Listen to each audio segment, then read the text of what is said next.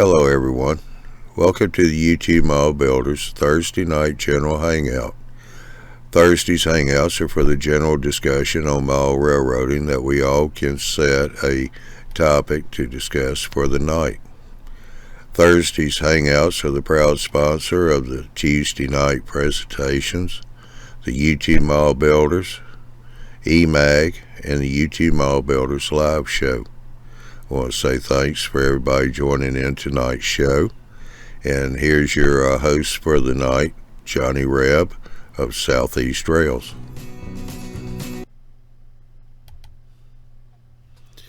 Well, hello everybody, and welcome to the Thursday night general hangout.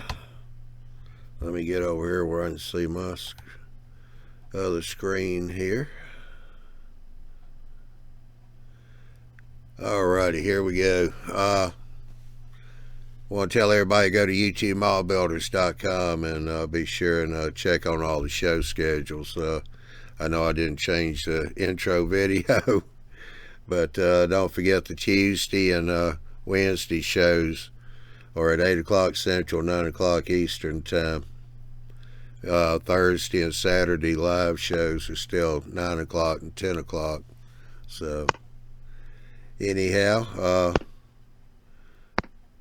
pretty much got a full house here. How you doing, David, North Star, Sparky, Steve? Hope y'all doing good. I'm not seeing AJ here yet, but anyway, I want to call the search off. I found my Dremel tool today, so yeah, we can call the search off on that one. The search and rescue teams are not going to be happy about all that money expended, but yeah. So be it. Yeah. Glad you found it, just. Yeah. Glad you found it. Just the same. Was it stuck to the back of a? Was it stuck to the back of a plastic toolbox? Ralph would be happy about that. No. I knew pretty much where it was at. It's just I had to clean out the back seat of the truck. I had so much crap in there. They got buried. I just didn't get my hand in the right place. So, but if I tied out my train stuff, I'd never find anything. It's chaos, but I know where everything is. But anyway, thank you, Andrew. I just lost my train of thought. I was informed that Curtis C&L was having a conversation that had been rather interesting here tonight.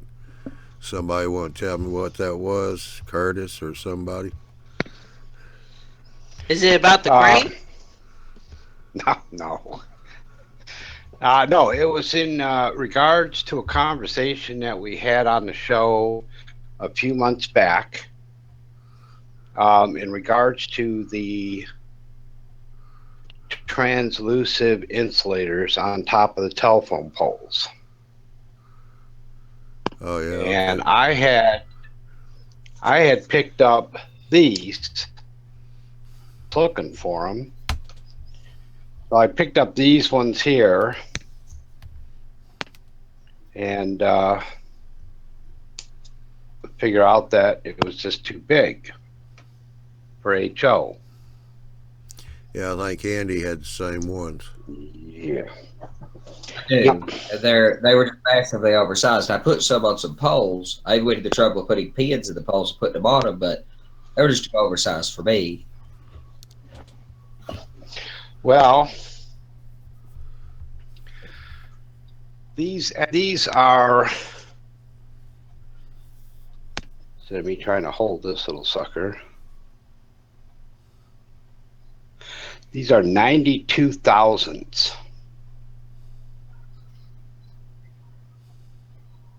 But they are round. Now,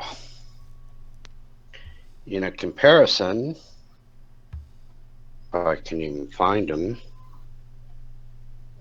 Oh, there they are. I don't know if you can see this or not. You'll probably have to put it on a white sheet of paper. That I can do. I That think I one right see there. something on your map, but I'm not sure. Well, there's a half a dozen of them on there. But again, so small. Yeah.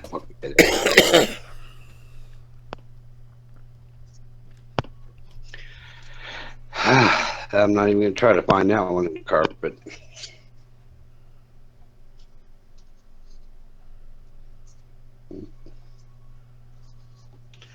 All right.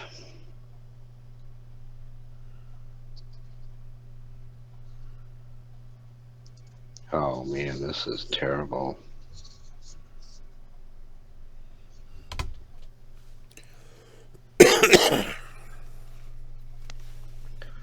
Well, you can't see the other one, can you? No, I see one speck. They're side by side. See it? Oh, yeah. Yeah. Your camera doesn't have a very good focus tonight, but even your cutting board's out of focus. Well, let me move it around. Now, these are 27,000.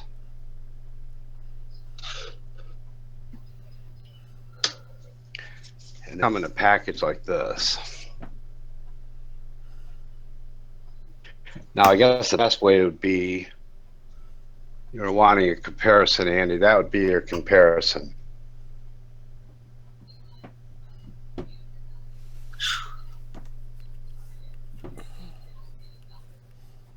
And you would think that difference in size wouldn't matter, but when I put them on telephone poles, they just looked pretty. The larger ones, they just looked out of place. Well, like I said, I'll send them to you if they work. Some awful good tweezers. True, but I've got some poles done with 3D printed parts lately. 3D printed insulators, and you talk about hard to deal with. I mean, they're incredibly small, accurate to size, or supposedly accurate to size, and incredibly small, but you've got to file a little bit on the bottom of them and then paint them, and there's just a lot of work in something that small. So and those already being, smooth bottomed and already colored, they had to be easier than what I'm doing already. Yeah, they've got that perfect green, and I know it's probably not showing up on the computer, but it's got an iridescent shine to it. I don't know if you can see it or not through the plastic. But they are definitely small. Well, that's what those old insulators back from my era, that's what they were like. Yep. Where'd you get those at, Curse? I didn't find them. The wife did. She remembered Andy was looking for them, and she happened to find them, and she brings them to me. And is this what you're looking for? I was like, yep. Not Lowe's. Hobby Lobby. Hobby Lobby. Had them on the. Yep, they had them on the clearance aisle. I'm sure they had a price tag on there with a store name on it, especially being Hobby Lobby. Well, it doesn't have a thing on there, but they were only $1. But my God, that camera is way off, isn't it? Yep, that's Hobby Lobby. There you go. Well, stop.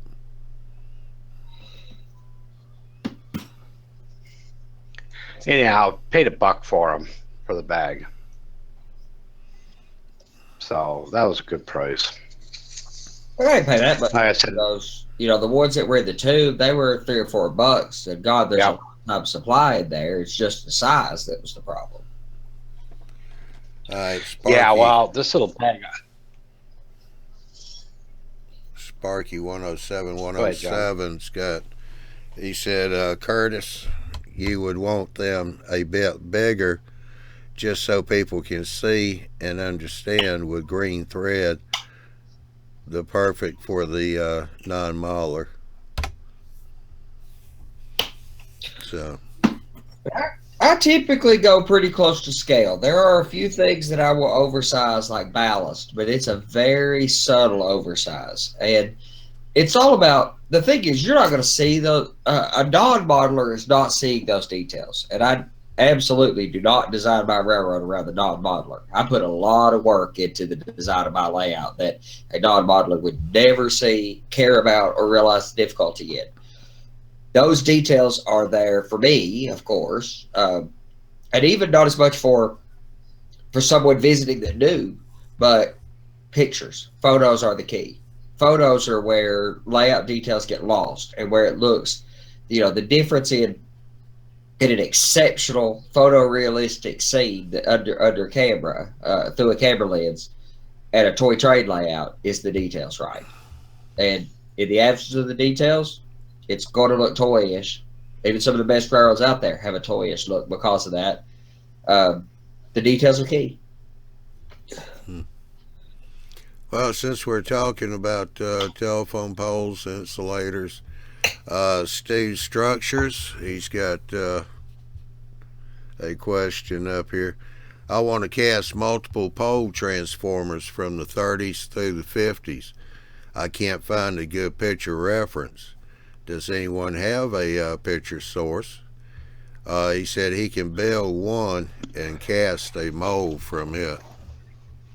So I actually have the transformers. I do too. That era. Trying to find them right now. 3D printed. You've got eds like I do, don't you? Yep. Yeah, those are the Ed Traxlers. And they are, I've looked at some photos. They seem to be, if you build them correctly, if you put the right detail parts on them, because his 3D, it comes with multiple insulator sets. So if you build them three-phase, if you build them the correct wiring arrangement, but he's got a pretty good instruction on his website about how to do that cabling for that.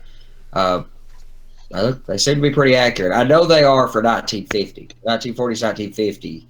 I've got pictures that have them in it, and they are a dead-on replica. Okay, this is. Unfortunately, I can't tell if I'm in the camera or not. Yep, you're good. Okay, that's the telephone pole transformer.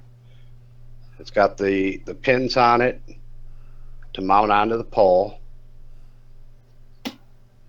Now this one it's hollow, but it also comes with the clip to put into it. Like a plug or something or whatever, the bottom of it, yeah. Really not that expensive. I bought, I think, 100 of them, and they're, like anything else that you get from. There's the little bases that go into the bottom of it.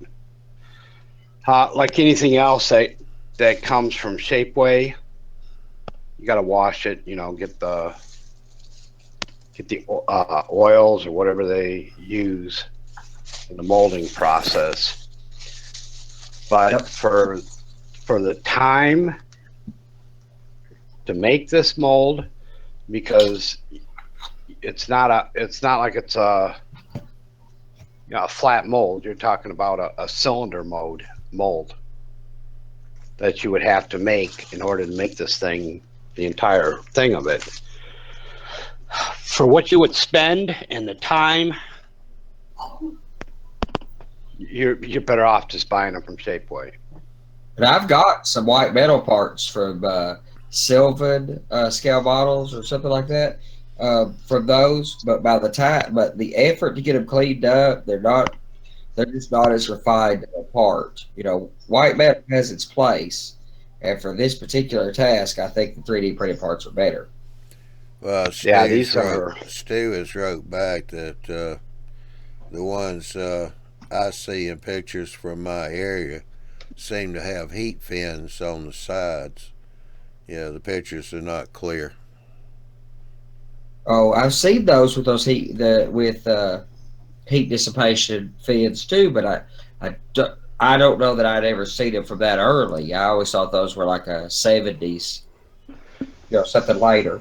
The ones that I look at in the pictures of my era in Appalachia in 1950 or late 40s, I have not seen that. That don't mean it's not out there. It depends on where you're modeling at. No, and if they had fins on there, they may have been designed for a larger building where they were running more juice through them and they needed to cool them somehow. All the pictures, like I said, Andy said, all the pictures I've ever seen are all this type.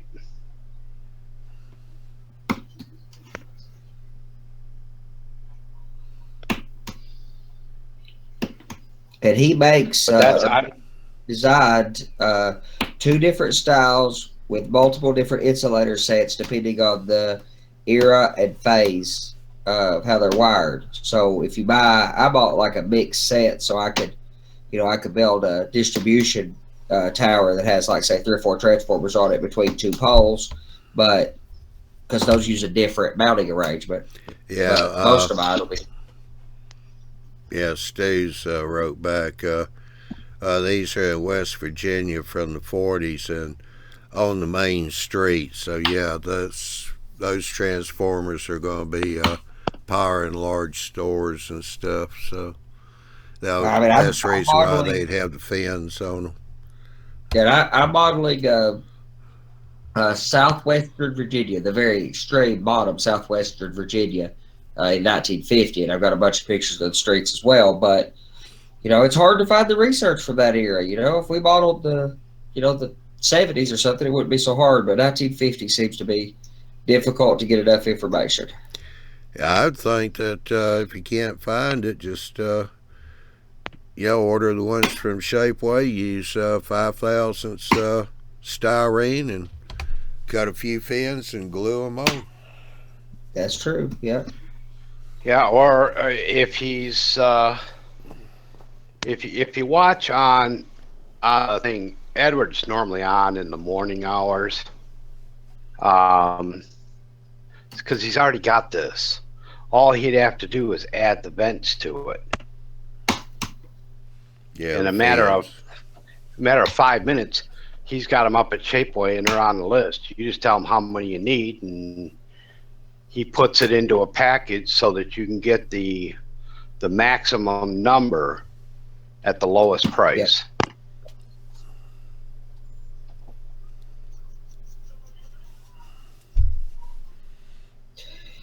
Yeah, and he's got a bunch of other things on there too. And shipping is what hurts you at Shapeways. That you're going to pay $5 per order plus $5 shipping. So you buy a $3 part, it costs you $13 instead of $3. So I bought a handful of different things from piping to little HO scale pop bottles to things like that. There's all kinds of stuff on there, but well, I'll tell you what, Andy. I think you got the link to his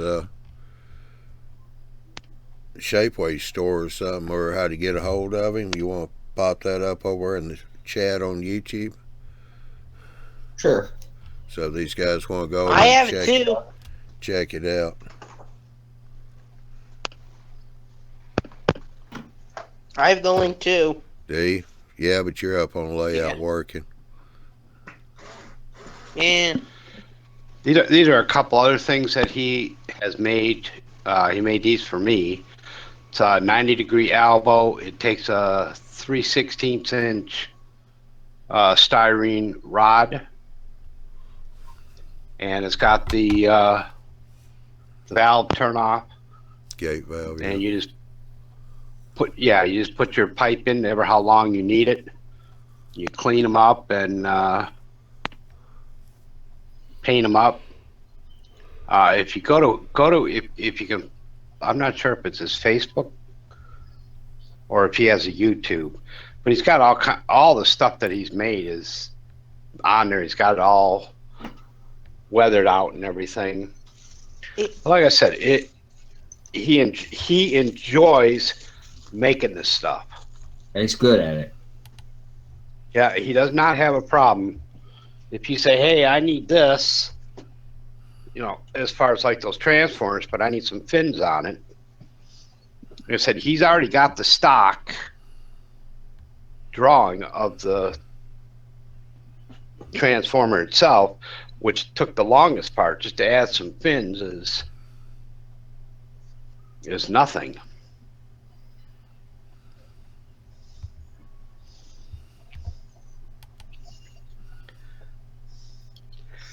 All right, now I got a question for Andy.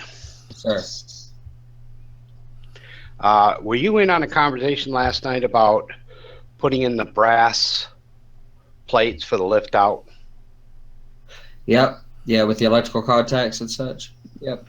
Right. Well, I bought a 15 thousandths sheet of brass. Sure.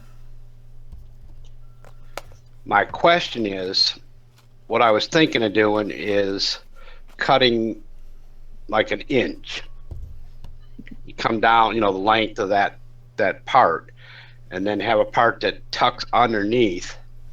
My question is, instead of running a feeder from the bus line and soldering it to this stuff on the table, not the layout, on the table, I just take the bus line and instead of having the caps on the end of it, just solder the ends of it right to this, and it would just end right there. Yeah, absolutely.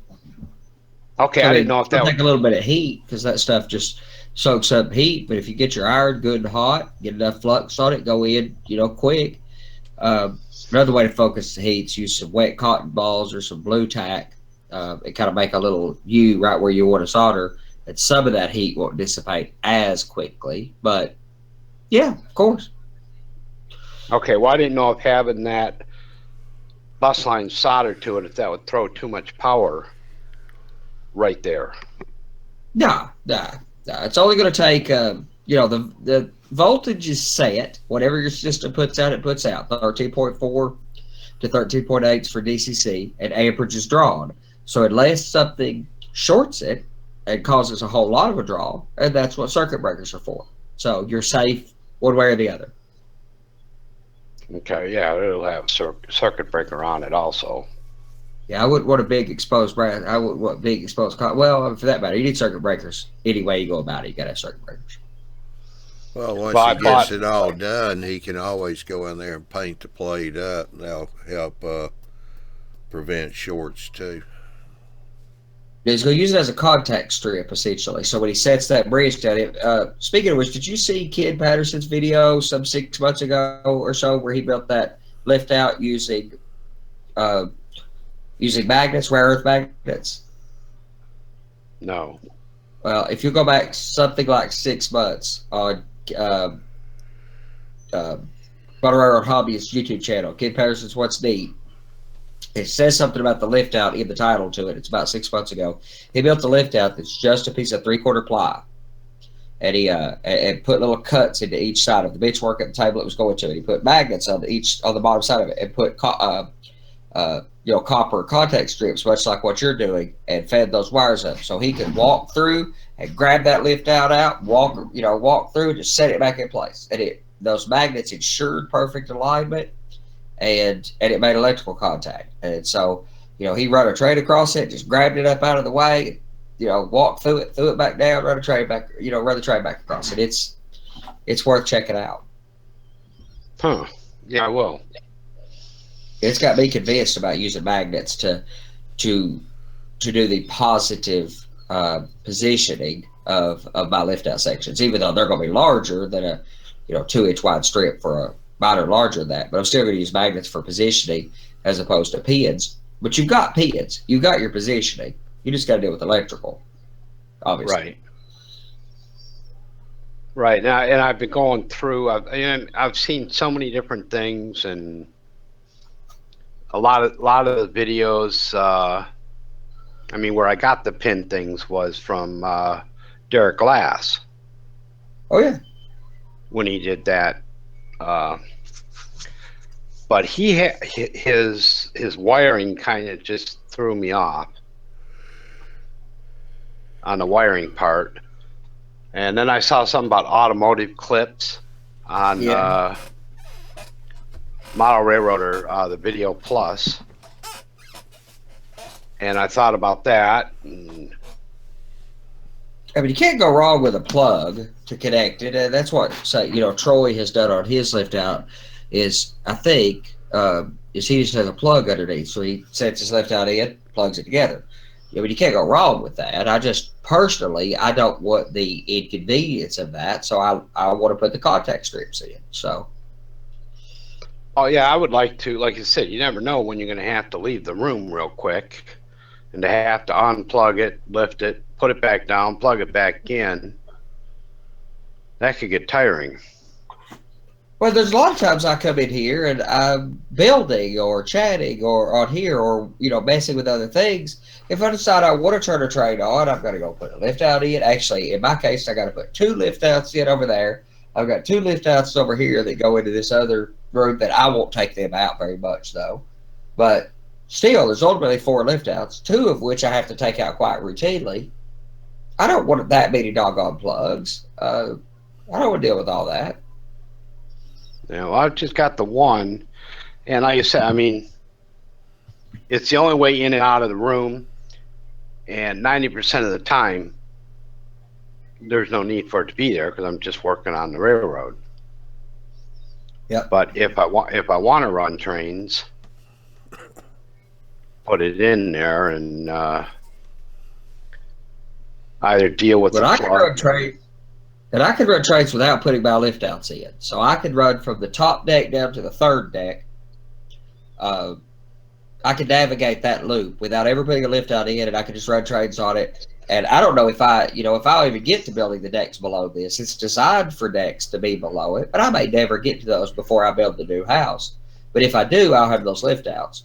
But I've got it set up in such a way as that if I just want to turn trains on while I'm in here working and such, I can turn trains on or operate and run just on the top 2 decks independently without ever having to put the lift outs in. But getting flexibility. Biggest thing in model railroading, I think, or at least biggest thing in building a layout, in my opinion, is flexibility. The reason I went with styrofoam is because it's easier to change. It's easier to saw into and change because every layout I've ever built, I always wanted to change them. I never got them right from design. I always wanted to change them, but they were always doggone hard to change. All right, AJ's got in here. What about 1/4-inch audio jacks? Male on the bench work, female in the lift out. I have read extensively on that, and I was going to go with it, but the more I got into it, the more the cons started coming out. One, go back to the olden days when our headphones had the big jack on them that we used to plug into the stereos. And after a certain amount of time, the wires would break right at the jack part. And if you're lifting in and out, that wire has a tendency to break. So they wear out. And the more you plug it in and out, the more you're wearing out the female part of that thing until it becomes loose and it just starts jiggling. So there's more negatives to it than positives for that particular application. Yeah, they really weren't made to be plugged and unplugged a lot anyway. I don't think they'd handle the current either. They're not designed to handle a high current. So that could also be a negative for you. Well, and the problem is, Yeah, I've heard this from a lot of British modelers that do a lot more modular than we necessarily do in the States. The majority of their layouts are sectional modular because they don't have as much, interior real estate as we do in the States here most commonly. So they build their layouts modular, and most of those guys will insist that your positive positioning or your alignment should be separate from your electrical. That anything that would be good at electrical is not good at positive positioning, and anything that would be good at positive positioning or alignment would not be good at electrical. So, like the brass connectors or the pins, those are not necessarily, they're not copper, so they're not great for electrical contacts. So the idea of having a separate positioning apparatus, either magnet or pin, and then having those copper plates seems to be, or a plug. Andrew, Use those. I'm starting to get some feedback from you. Yeah. And like I was saying, that's why I'm going to use now to locate my modules and have a separate plug for the feeders. Yeah, I like that idea of being separate. I do. All right, so you're saying copper is more conductive than brass?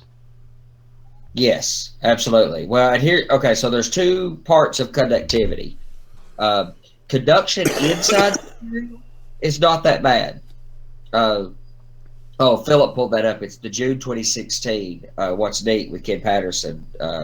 So the June 2016 has that lift out with the magnets. It's awesome.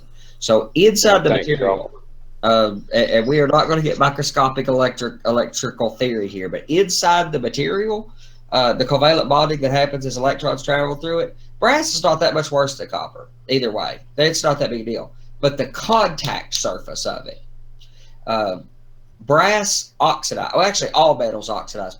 Pretty much all metals oxidize. Pretty much all metals oxidize. The problem is brass, like the old brass Atlas track we all grew up on, or a lot of us grew up on.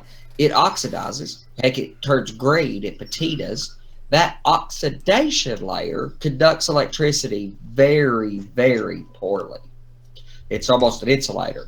That's why a brass track, when it gets dirty, runs horribly. Nickel silver, on the other hand, oxidizes equally as bad. However, the oxidation of nickel silver has a higher conductivity. So even though it does oxidize and gets dirty, it will still conduct electricity through it some. The same thing's true. That's the same difference between brass and copper.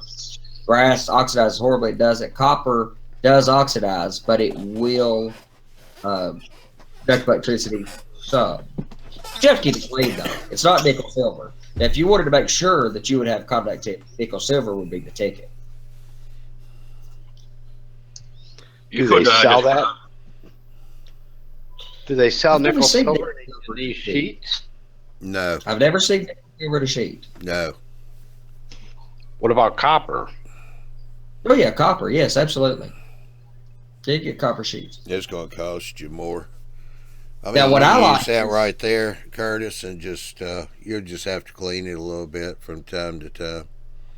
But also, depending on how you make your contact, when you put it in and out, if your contacts have a little bit of a spring in them, like a wiper, then that springing action of them pushing down will keep physically wiping on those surfaces and help ensure that you get contact as well. Eventually, over a long enough period of time, it will wear or grow. What I was going to do is, like I said, cut this in a like an inch wide, and the length of the thing, and probably have an inch that's folded up underneath where the wires will be soldered to. Yeah. On the lift out, they might be half-inch strip, but it's going to have a slight bow in it. Yep, so it springs. Yep. And I actually thought about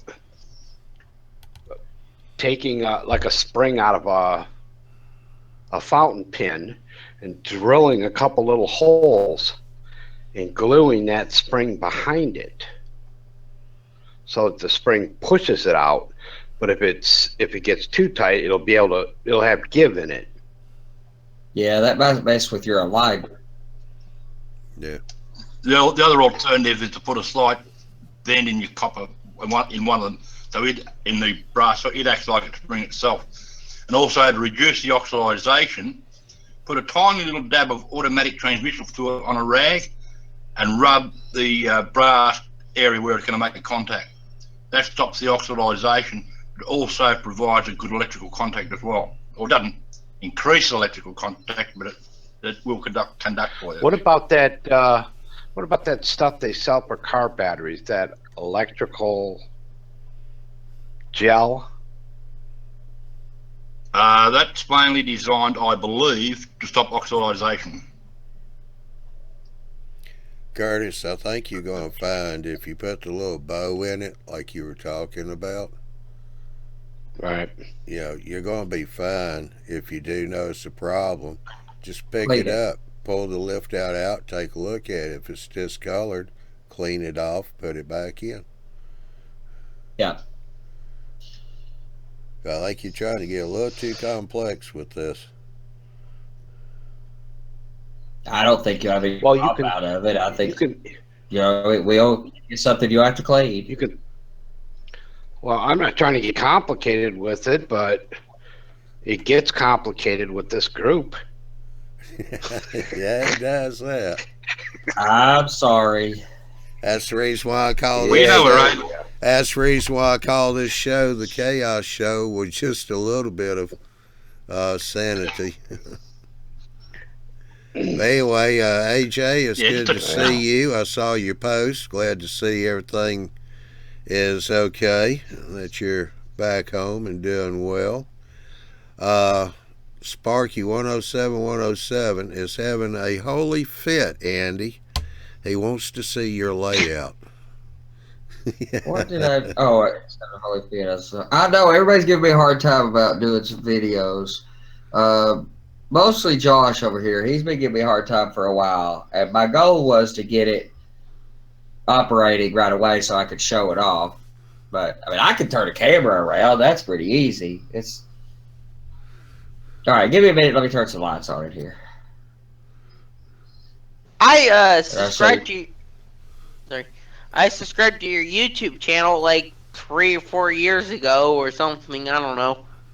I think when you first started showing up on YouTube, Model Builders.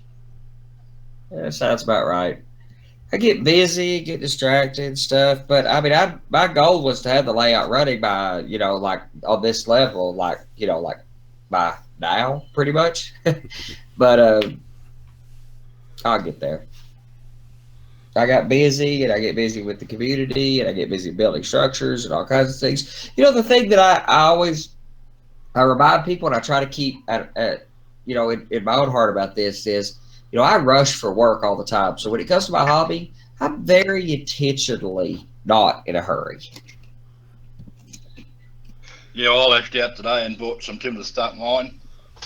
And I also come across a bargain where they had a combination drop saw on special for a quarter of the normal price, so I grabbed that too. Money I didn't really want to spend, but it was too good.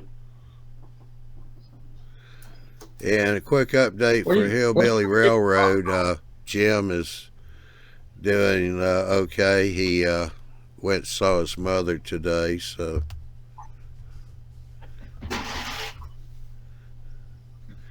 he is there now. Like it's a 2-day, 2.5-day road trip for him.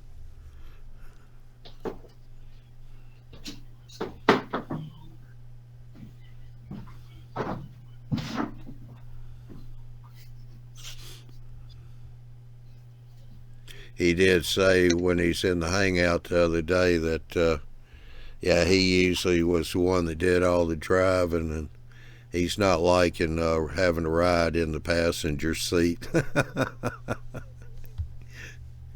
Yeah.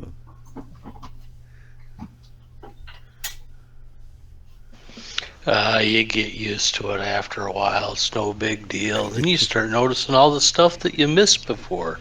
Yeah. Because you're always concentrating on driving. It's a beautiful country we live in. Yeah. Well, let's get over here It's to a beautiful Jason. country. Let's. Yeah, it's a good country, but pity about all those damn Americans.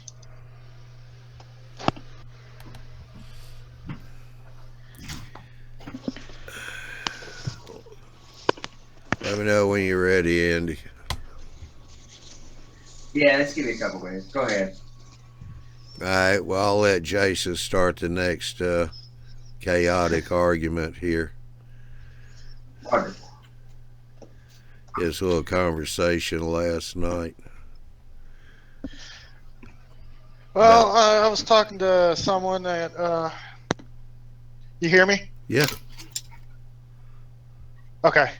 I was talking to someone that around town or that does railroading around here, talking about these old copper switches. Yeah, the old Atlas snap switch. That I should keep them, and they should be worth some money.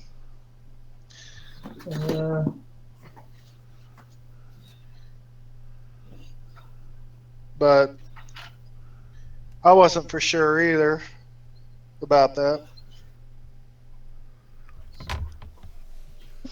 As far as the track itself, I would say no. I mean, you can find that stuff at swap shops, dime a dozen. Now, if you want to sit there and strip all the copper off of it, and Well, each it's one not of those copper, little it's pieces brass. weighs. It's brass. It's not copper. That's the old Yeah, it's Atlas brass. track. Yeah, this is brass. Okay. I mean, I would Yeah, say well, either way. you need a switch. Either way, if you did strip it, I mean, each one of those little pieces of rail probably weigh what? Yeah. 1/16 of an ounce. So you'd need a few thousand of them to make yourself a couple pounds to cash them in. Yeah, to get $3. Yeah. Yeah. But it would be worth a lot of money to model swap meets. Somebody People like are looking for it. If somebody's still using it and has a layout, they're still running, DC and. I don't know. Most people, they would probably be. Yeah, most people, once they've had to fool with that stuff, trying to keep it clean and all, and they find a silver nickel, they switch over. Mm-hmm. Yep. Yeah, I mean, I would keep them just in case you find yourself in dire need of a switch. You could throw it in for temporary. Yeah. That's what we did at the club. Here, my previous layout was all brass, and then I have a friend that's his whole layout's brass. I mean, everything is worth something eventually. The problem is, in all likelihood, that eventuality would be, maybe a couple hundred years.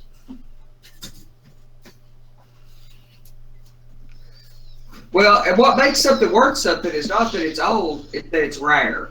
And the problem is those weren't that rare. There's a lot of it out there.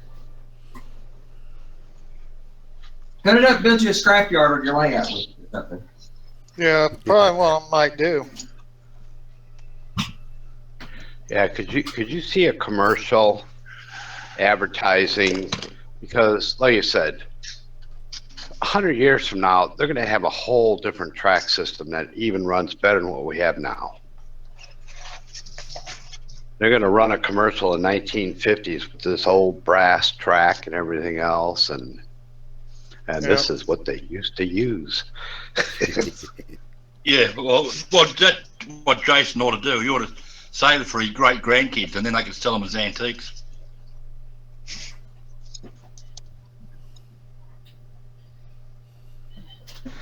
Bury them in one of those time tubes. But don't tell anybody what it is. Let them try to figure out what it is. Yeah.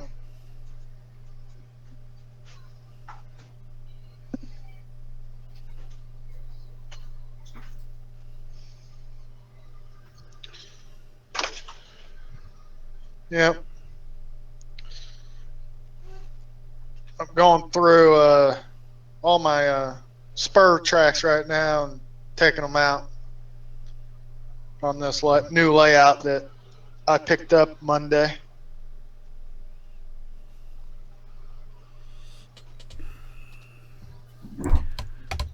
Yeah, I think pretty well cost you an arm and a leg too, didn't it?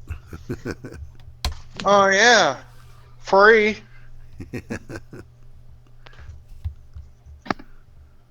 I even can have trains running around it.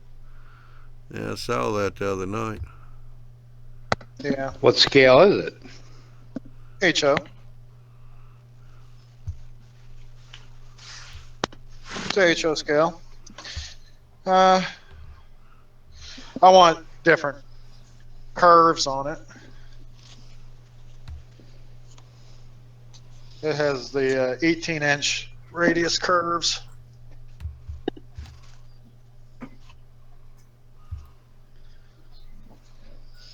Well, I guess it would depend on what you're using it for.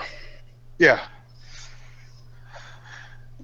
If you're using 40 footers, it'll be all right around it. But I want to run my modern grain cars and maybe What some about modern flats.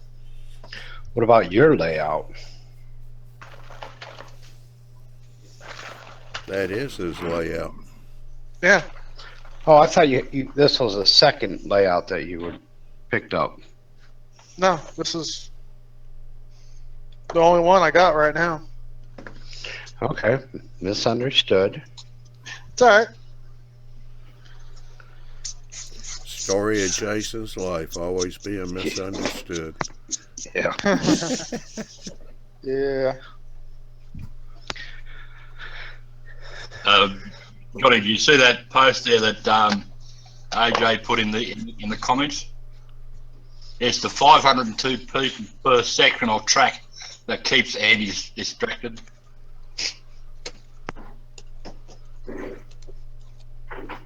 I didn't see that.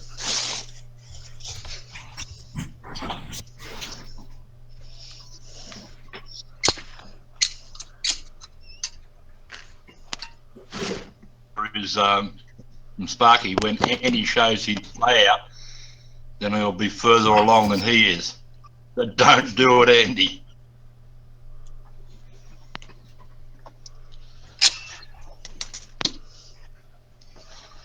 I don't know. Does Andy ever plan on getting done? Does anybody Just ever holding out. plan?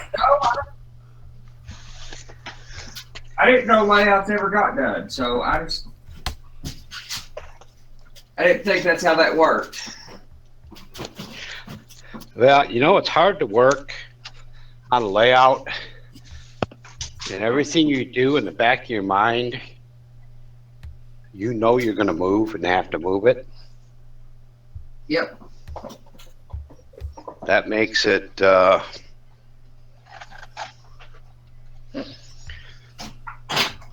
leaves you with two choices. You go ahead and you move it, or you just scrap it and start all over again. Or build it in sections, modular. Nah, that's too easy. Yeah, that's why I'm doing modules. That's the way out. Next layout I'm going to build will be. Yep. I mean, this is not my first layout. This is my 13th or so. I will never again in my life build a truly permanent layout in its entirety. I may build sections a la permanent, but I will never build the entirety permanent. All right.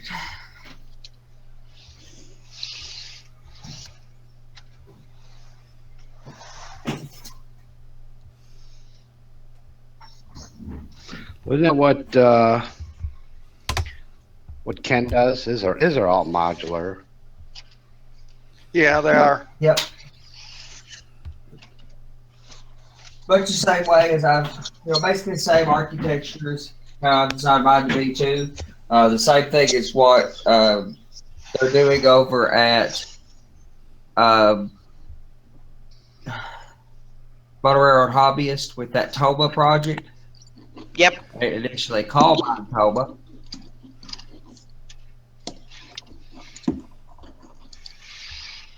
You ever seen those fold-up plastic tables that fold up in half and the legs fold in? Yeah. I thought about using those. At one point, I thought about using those for my modules. Like just fold them in half and pack them away. You know what's interesting though? Is this is kind of not a new idea. It's just getting really popular because I even found I wouldn't. I think it was might have been recently. I was digging through all my old collection of magazines, and I found a really old magazine about doing it this way.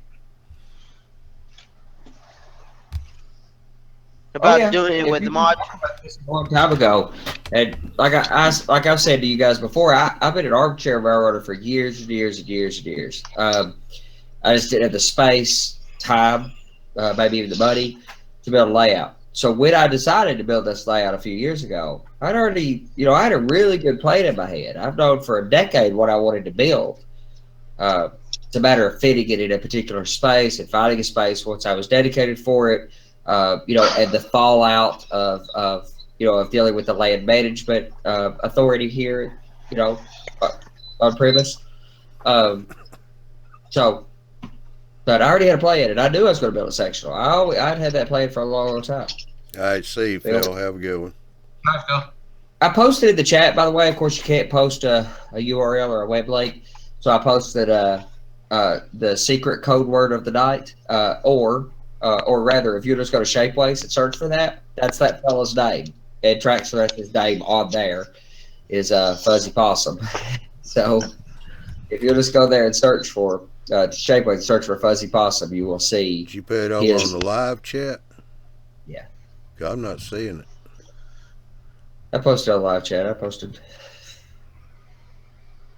the YouTube live chat. I did. Yeah. It's there, Andy.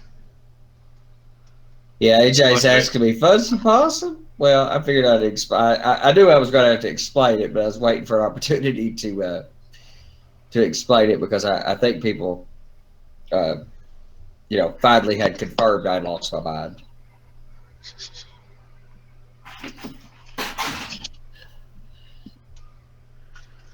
Well, that was confirmed like 5 or 6 years ago.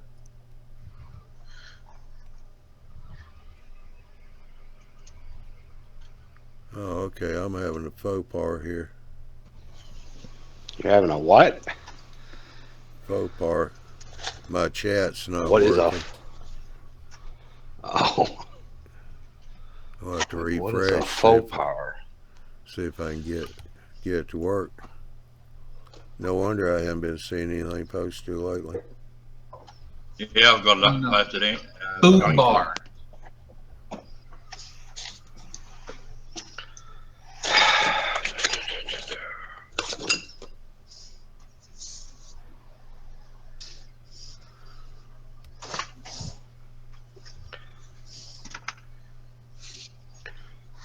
Okay.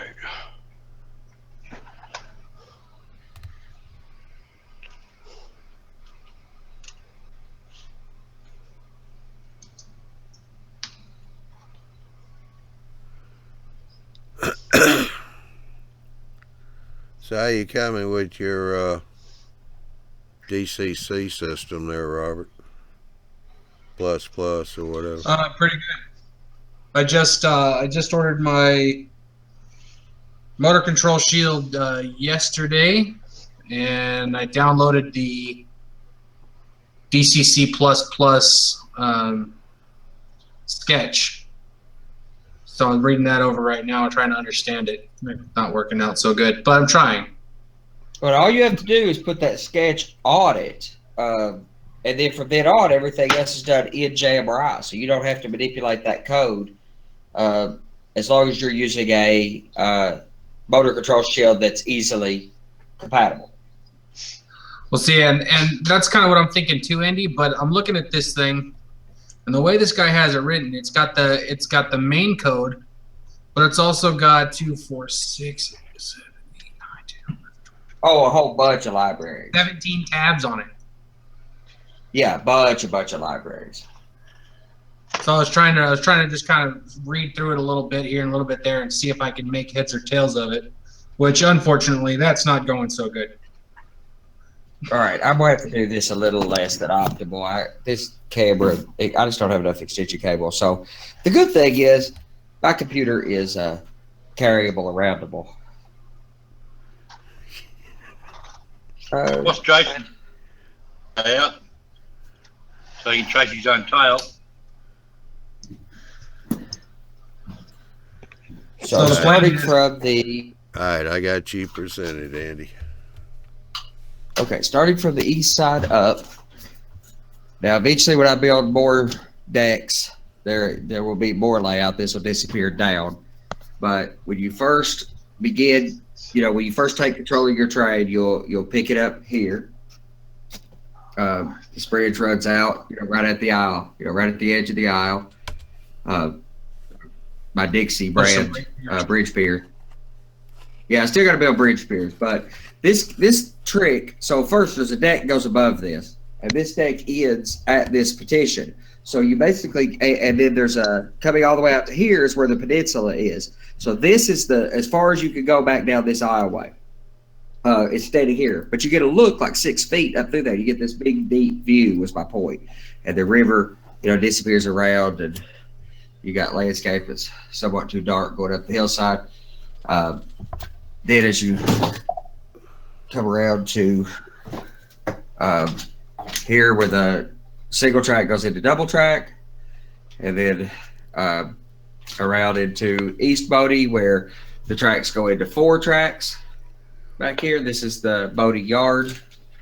I have a lot of scenery area in front, all the way around, most of that place is the layout. There'll be quite a few trees here, so you'll be looking through trees here to see a bit of this. And then as you get to here, it comes back out to the front edge, where there's only a couple inches of space here, and there's interlocking here. So there's 6, 7 turnouts here as we get to where the Y splits off, and there's a Y that splits at this section house. The Y splits off and heads north off the Clinchfield line, but NW stays on this side, and then come across this curved bridge. So I got to get set in place, but the other side of the Y is back there, headed that way. That's again the Clinchfield headed north.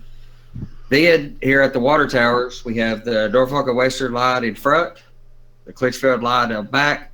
Water towers that will have working operating spouts. You'll have a little chain right below the edge of the layout here, and you'll pull that chain down. As you pull the chain down, the servo, or actually the motor, will push that down with sound effects and chain effects and all that. But there's a spout on the back for the Clinchfield because the NW sold water to them. Those 2 edges of the Y come together. At this point, the layout is doggone high, and having here, you're looking, that camera's pretty close to my eye level here as we look through, up this little riverway and stuff. That's a dense little area of trees where here at the water tower, I needed to be able to spot the tender hatch under the towers, so it comes out closer to the front and the visibility is good. Then as these tracks come in parallel to each other, there's no turnout there, but as they come parallel to each other, I can push them back toward the back down into that valley, where the tracks will be, and there's a small pocket there, a third track between those 2 that is the helper pocket. Then you come around to where the interlocking is. Here is the interlocking tower, and these days where the CSX and Norfolk Southern cross, there are 2 turnouts. In my era, there is a single slip switch there with another turnout for that third track. And then back up on the hillside up there, there's a road and a little spot where a house goes, because that's what the pictures show me. And then you're at the far edge of the peninsula again. So here in this section where it's missing, that is where the town goes. That's where I'm building structures for. And I've got the platform for that one, but I've got it off from here because I can take my sections down. So this section that goes in here, I've got that section down, and over there, as I designed for the town. And then at the other, over in that corner behind where we first started at, is a loop. So the track goes from that interlocking, which is getting above my eye level. Granted, I'm not a tall fella. So it's quite high. So I have a 1 foot tall, or actually about a 10-inch tall platform I can stand on at the interlocking there, because there's a lot of things that have to happen there. So that platform. Then it comes through the tail. There's big loops over here because the N&W clutch field that are parallel and cross there at that interlocking. They now get to the peninsula, and the clutch field heads all the way out around the peninsula. It fills the entire center of the room. The N&W heads back to the back, makes a big loop back there, and then comes back out above the clutch field, but step back from it, but quite high with a river between them. That's exactly the way it was. It's, north of St. Paul as it headed up Big Bull Mountain. And then they make their way around the peninsula to gain the elevation to get on the top deck.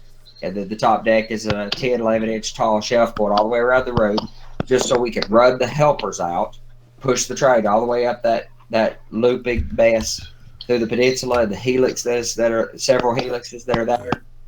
Then all the way around the top. And when it gets back here, you stand on this platform and you can decouple that helper as the train disappears into staging.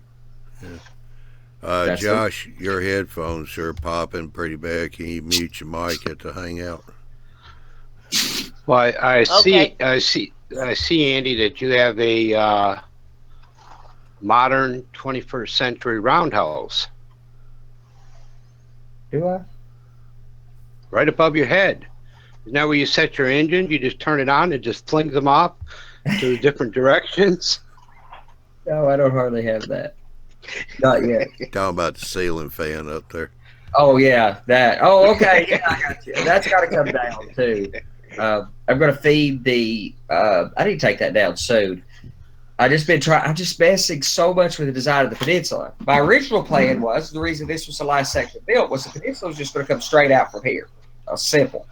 Now I've opted to come out of this corner with it and bring it out in some kind of weird thing. So the aisleway system, instead of looking like a U, is more like a G. But it's a lot more interesting, and it allows what I want is even though it's a small room, the feeling of isolation. So when you are working the helper and you're shoving from behind with the locomotive, I don't want you to be able to see what the front of the train's doing. I want some visual separation, and that requires some trickery. I got to take that down though, because I'm going to feed all the LED lights, which I've got a bunch more LED lights, but I haven't put them up yet because I was figuring out this island and how I was going to feed the power, because I'm just going to feed those lights off that. So it could be flip the switch on, light the whole layout up. Yeah. I'll put LEDs on, and those will be different. Yeah, Sparky. I only got one question. Go ahead. When you build that peninsula, where are you going to put everything that's in the way?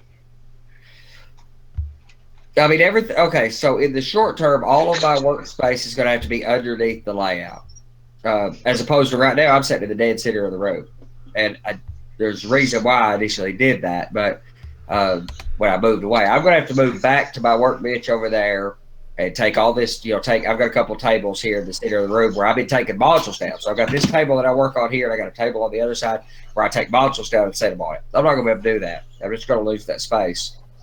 We've had a lot of discussion about how to build that peninsula. If you're building it straight out from the wall like I was doing here, that's not that difficult. But the way I'm doing it, coming out of this corner, it's a little trickier because everything's angular. So maybe building it out of square stock aluminum. But what I think I'm going to do is actually with Johnny and Ralph, because Ralph's done a bunch of work on his layout with aluminum studs, is I'm going to build like a half wall out into the center of the room at an angle, coming out right at 45, and then lay aluminum studs or square stock aluminum on top of that, cantilever in either direction with kickbacks under it, and then kickbacks on the wall down to the floor so everything stays rigid. And my original plan was to try that. I didn't think I could use styrofoam the way I do for the rest of my layout. I thought I was going to have to stick build that and put risers and cover it that way. But now with this design we've talked about on regular hangouts about using the aluminum material, as long as I get a flat surface, I can still throw stacks of styrofoam on that sucker and still build modules and still be able to take it out and tear it down, although it's going to be quite tall. I mean, that center section will have scenery that's, back in this corner, the scenery is about 44 inches tall. And there's a bridge in there that has a 26-inch, 27, 28-inch height on the bridge. But on the prototype, that bridge is 100 feet tall. So 120 feet tall. So I want to recreate that effect. Sparky, said, so looking nice, Andy. How did it end up so high? And thank you. Well, the guys laughed at me for a long time because I had it stuck on Rubbermaid containers for the longest time because in each quarter because I couldn't make my mind up about the height. I mean, I built a lot of layouts and been a member of clubs, etc.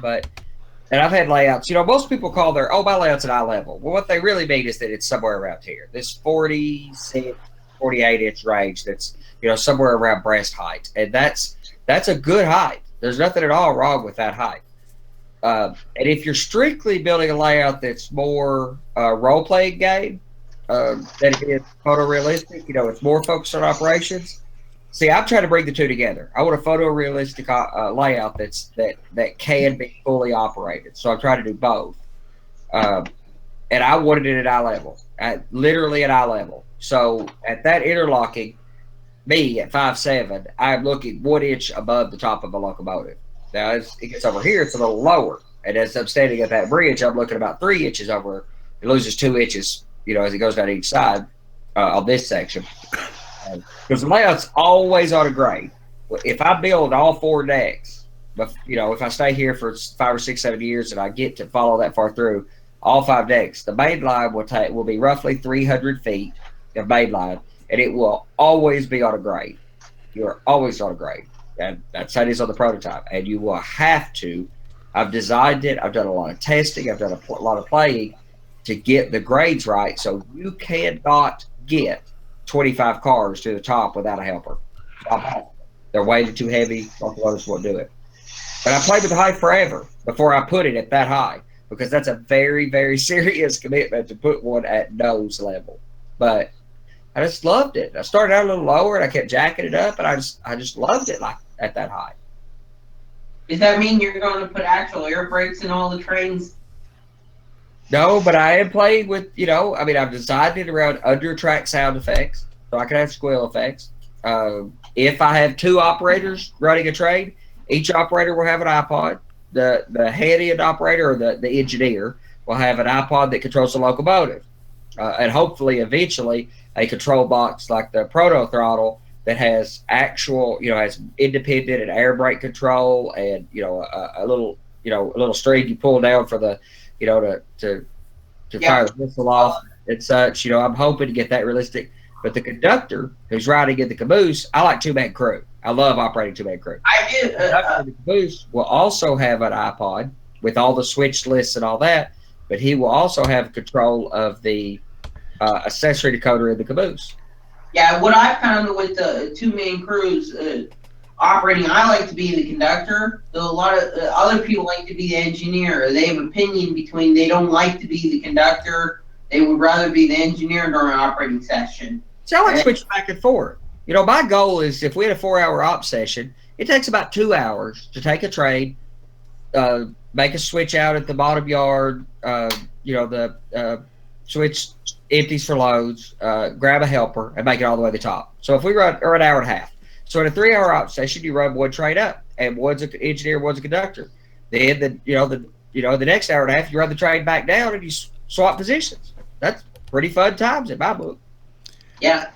Josh. Well, I know there's two. I'm having a little. I'm waiting for it to drop. Okay. It's not me. It's Google. Okay. I was just asking. AJ says Andy's wife is half expecting the stuff in the way to spill out into the kitchen, living room, and master bedroom. Oh, not expecting. It's happened. When I first built the first couple modules, I built them in the living room. Their living room's, fairly huge living room. So I built it all the way against the far wall. And how in the world I actually worked this out so I got to take over the master bedroom for trades is still beyond me. I didn't realize I was such a, exceptional negotiator, but I worked that out. But she was very ready for them to be out of the living room. So we'll probably not get away with doing that again. Yeah. We'll see. She didn't like me hanging out in there with her, and I worked on the layout stuff. I built the first modules. I hadn't moved them in here for, I spent the first 6 months, and I hadn't found you guys yet on the Hangouts or anything. So I spent the first 6 months building those modules in there. But my methods are really clean. They're not. I don't use power tools. There's no wood. I don't use any. I don't make a mess with the styrofoam because I cut it with a wallpaper knife. I don't use like a Sureform or anything that makes a big mess. I've got them. I just don't like using them. I've got a hot wire. I just don't like using it. I like it. I'm just it with the wallpaper. You use that hot wire one time in that house, that'll be it.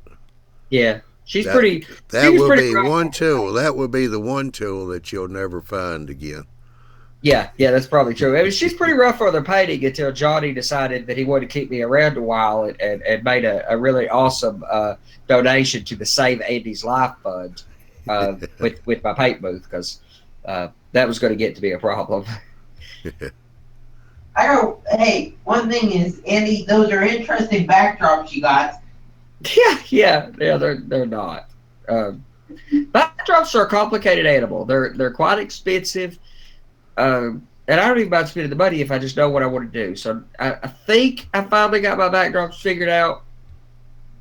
And that's the great thing about it being modular. If it was not a sectional layout, I would absolutely have had to put backdrops up already. But now I can go put the roll aluminum up as soon as I get the top deck up. Right now I got to wait for the top deck. As soon as I get the top deck up, I can roll aluminum out, mark out where my existing scenery is, and then measure that all off, and then send that off to somebody to generate my photo backdrops for me. Yeah, I'm going to pay somebody to do that. For me though, is it Scenery Express that you buy at a hobby shop, and it's like a backdrop on like a piece of card, like a heavy in light cardboard or something? That's Woodland Scenics is on a heavy cardboard. Scenic Express might sell some backdrops. It seems like they do. I don't remember, but I can't pull them off though. Well, I'm thinking I'm probably gonna just take somewhere and just have them print a bunch of mountains in. I just want the trees with a hillside in the background, so it's not. Let's say people go too less on their backdrops. It should be a medium, because if it's too detailed, it's going to make you too less detail, I should say. There's not a right answer. There's not a right answer on this. Well, I've argued with a lot of people. Me and Ralph famously argue about this point. My point is your layout should all match. It should be cohesive. So if you are not going to have a lot of exceptional foreground scenery and craftsman structures, and if you're not going to the fine scale effort, if that's not your desire, if your desire is for operations at all costs, and you're not worried about highly detailed anything, then yes, your backdrop should not be exceptionally detailed. But I'm going fine scale with every way I possibly can, or at least I'm trying. And I may fail. I fail a lot, but I just keep trying it, and I'm getting happier with my results as I go along, and the trees and such look pretty good. So I want good photo backdrops. I do not want to see. I want to be able to look 100 miles off or 25 or 30 miles off through the walls. Yeah, everybody's been sitting there talking about where their wives have been having them go. Of course, Dwight said he got pushed into the garage with an electric heater. Let's see, John said his daughter wanted her dining room back, so the garage we went was a 6x8. Now it's a 14x8. So, but I've got a big space for a layout, sadly. But it's up at the office, which is only a 1/10 of a mile from here. But I have a 36 by 80 foot room that I can move my layout to. Wide open, not used. We own a 20,000 square foot building that we sublet to a few people, but I've got that whole top floor. But I like being at home, Yeah, I think your wife does too. She don't have to come out there to the office to visit. Yeah, sometimes she likes being at home. Sometimes. Now you were thinking about putting in a J. Andy, A what? you were talking about putting in a J. G. He said it's going to be shaped like a G. Shape of the aisleways. Yeah. Yeah, the peninsula was just going to go straight out, but now what I started doing is saying, hey, I can step back in that peninsula a little bit right here, so it wouldn't be so thick. And that just slowly pushed to where there's an aisleway comes down through here, comes all the way across this way. So the actual peninsula is only attached by about 3 foot wide over here in the corner. And then it comes out to this big 8 foot by 8 foot or 8 foot by 7 foot big square in the middle of the room that is the peninsula. Well, see, I was going to show you this.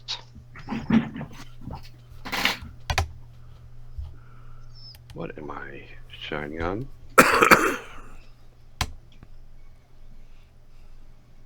Oh yeah, I like that plan.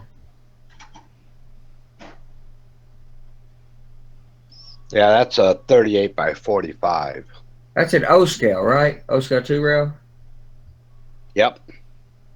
Yeah, I'm pretty sure. Will you pull it down just it won't go down anymore, will it? Yeah, I see. Yeah.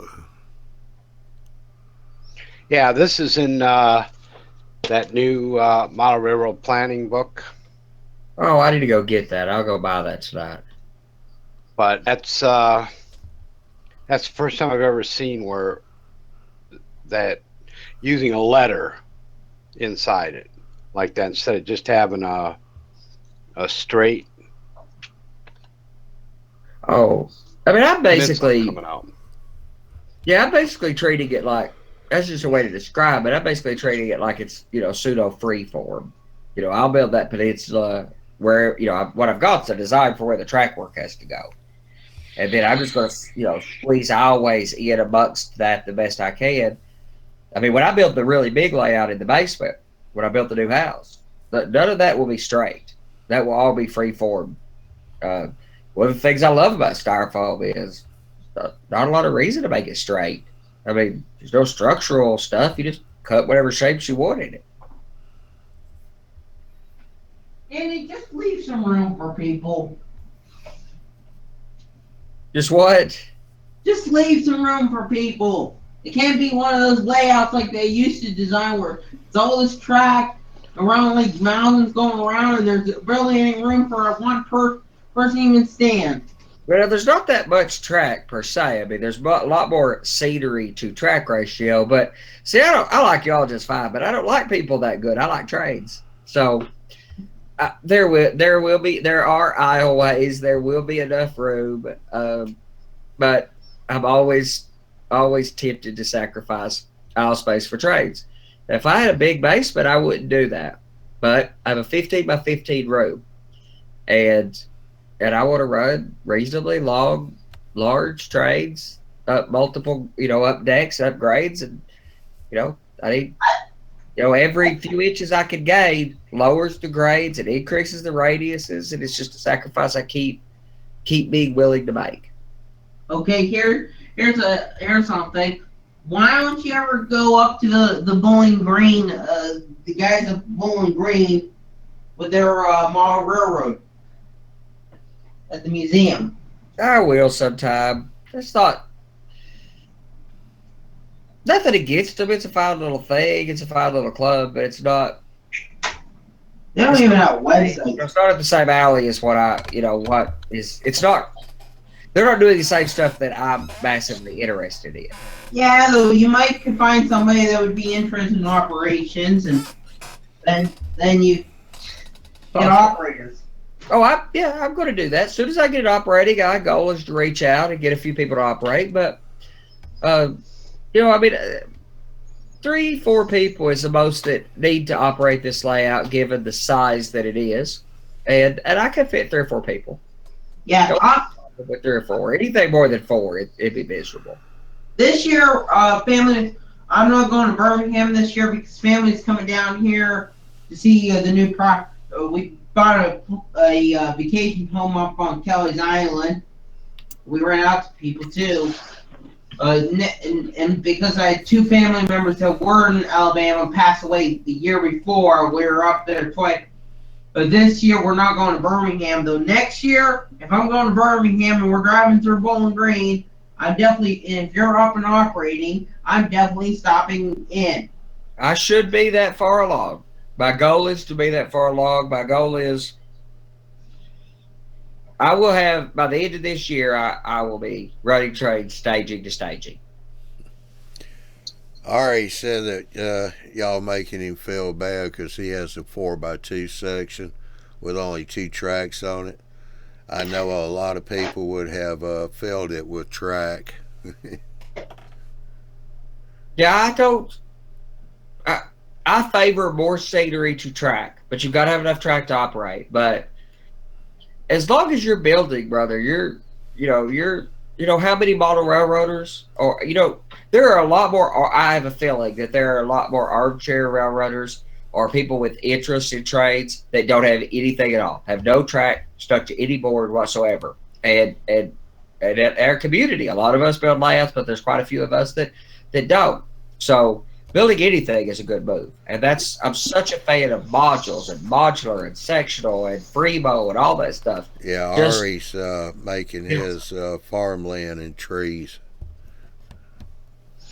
I mean, I'll tell you what, on a 2x4 foot sheet, I mean, I have seen some incredible that would take an hour and a half to 2 hours switching layouts.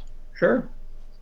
On a small layout that you could just, and if you're by yourself, I mean, you could spend 3 hours just completing the task for that day.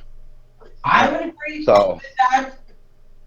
I would definitely agree. There's a couple guys on Facebook that are really cool layouts that they're really small and they don't take long operating. They take a long time operating because they do the air brake test and everything. I'm going to do that on my too, but I've got a plan for a small, portable, very portable, narrow gauge layout that will, it's going to be quite interesting. Yeah, when will you ever build that? All right. I just found out when the 2019 convention is going to be. AJ just posted the 2019 YTMB convention will be at Andy's house. That'd be perfect. That'd give me enough time. 2019 YTMB convention. I mean, Stu here, he said I had to join the club because I didn't have room for a railroad here. So, that's a good thing to do too. Absolutely. I would have joined the club, and I would love to have been a modular club around. I would have built modules. There just isn't. Well, see, modulars are right up your alley, and that's where a lot of the Europeans, when people look at a European, people might think they're looking at a layout, but it's just a module. Yep. But their emphasis is not in how many tracks you can lay down, how many trains you can run. Their objective is telling you a story.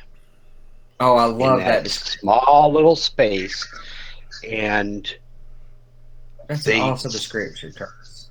They detail it to the hilt because that's what they're trying to convey, and I think that in America, we got it the other way around. It's like, how much track can I put down, and then scenic around it. Yeah.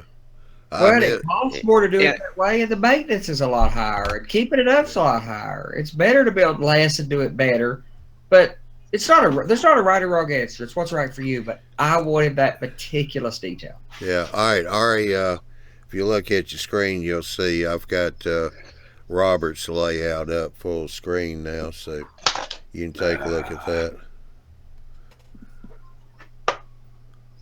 No, you didn't have to knock my camera down, did you?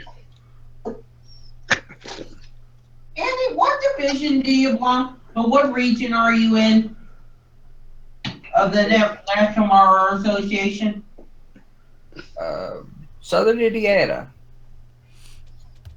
Southern Midwest. Something Midwest. So Midwest, Southern Indiana. Hey, you're not in the mid-cent. So I think you could probably go to other. I don't know. Yeah, So you. I know we're hosting the regional convention for the mid-central region in about 2 years from now or something. Yeah, you could. You could cross over between regions, of course, and go to regional meets. Yeah, I've been invited to a few. I would invite you to this. Well, unfortunately, our region is Oh yeah, that's too bad. I mean, that was one of my biggest things in joining was, here's all these modelers that,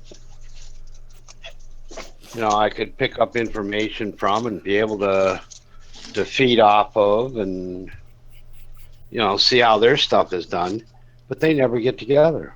Nope. They got together. Well, I mean, They got together a year ago. Now most don't get together in person, and none of them are getting together online. Yeah, ours is the most. Yeah, I found it. Ours is the most. I found out this morning. Division. Or region. Anyway, I found out this morning from the guy that gave me a lift to pick up my timber that the local council here has got a massive great shed, man cave. And the guys are thinking about having a model railway layout up on the mezzanine floor. Awesome. It'll be good to see what happens there. Apparently they're going to have a machine shop at the bottom, a carpenter shop, an art shop, for workshops and all that. And upstairs they're going to allow for the guys to have a model railway. Are you in with the first meeting about it is going to be next week sometime, and they're going to work out what they're going to do, whether it's going to be modular, what scale it's going to be, if it's going to be a particular era. There yet, they're just going to have a meeting to sort of. Should be interesting. And it's only just down the road from me, 5 minutes on my motorbike, and I'm there. Well, yeah, I mean, it's like you say, if you got a group of people that are, doing, what they're supposed to be doing and having the monthly meetings and that, I mean, that would be great. Yep. I think the only reason that the meeting they had even took place was because the guy that was running it needed his organizing a meeting. Yeah, once a year. Certificate. Yep. And I know what you mean. and now they're I'm sure they're all focused on Orlando show. Yeah. But even so, they could get more people involved in the show. They could get more people involved. But they don't even send out emails. That's one of the reasons our club folded, because it was right at the far end of the coast where we are. It's hard to get to. It was in a guy's shop that he had at home, and he decided to close his shop, so that folded that up. And we were originally starting to meet at different people's houses each month, and that sort of went by the by. But the local council, they're in this old abandoned shed they've got for guys who want to start up a model railroad or something like that. Council members is mad in the railroads. It'll be interesting to see what happens. And it's central to town. No. It's hard to beat what a big group of guys could do working together on a project. So there's just no substitute for having a large consortium of like-minded people. And it would be, what I would get to have it. And if I knew a few modelers around this area, I would probably try to put them together and, to organize a club. And I've got the space for that. I've got a big space for it, but I just don't know anybody else around here. Well, I mean, that's the one one big plus about this program that we're involved in, because it gives people like us that don't have other modelers around them the opportunity to talk to other people and to get other ideas of how to do things. You're having trouble with something, you hop on a hangout. Hey guys, this isn't working. What am I doing? Yep, it's my go-to source. And you're going to get right. You've got, but yes, it would be nice if you could, pick up the phone and say, hey Bob, can I get you to come on over here for a half hour and see what I'm doing wrong? To be able to have that social contact in person. Yeah, that's why I reckon this man shed will be good. They've already got about 100 people go there for metalworking, making things for home and things like that. And they got a carpenter who helps them make their cabinet, and they've got a machinist who helps them machine out whatever parts they want, and welders that teach them how to weld. Well, it's like a hacker space. Like a hacker space, but it's a big shed, because it used to be the machine shop and repair shop for the local sewage farm, which has now gone fully automated. So the council donated it to them, and still a lot of the machinery is still there, like the lathes and milling machines and all that for the woodworking shop is still there. And they're going to let them have that stuff, and the council's going to maintain the building. Guys just going to be allowed to use it, so see what happens.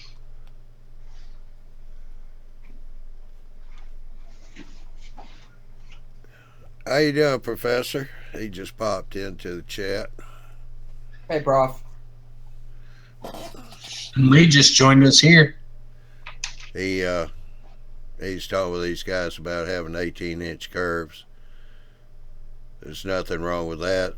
Just using 40-foot, maybe 50-foot cars with SW type switchers. Yep. I think Stu said something about a GP9. Sure. No, Ari was SW1200s and GP9s. Yeah, that'd work fine. I mean, I got big Y6Bs, 20-inch long locomotives that'll take 18s. It's the cosmetics are the problem. But if that's all the room you've got is for 18-inch curves, build it, man. You got a lot. I've just squeezed everything down, and I've tried to keep everything above 24 inches. But there's one section which is 15 inches. In radius? Yeah. In radius. But see, in inch scale, you can go all the way down to 9-inch radius, but you run into the same issue as you do in HO scale. It will work. The physics will allow it to function. It's just a cosmetic thing.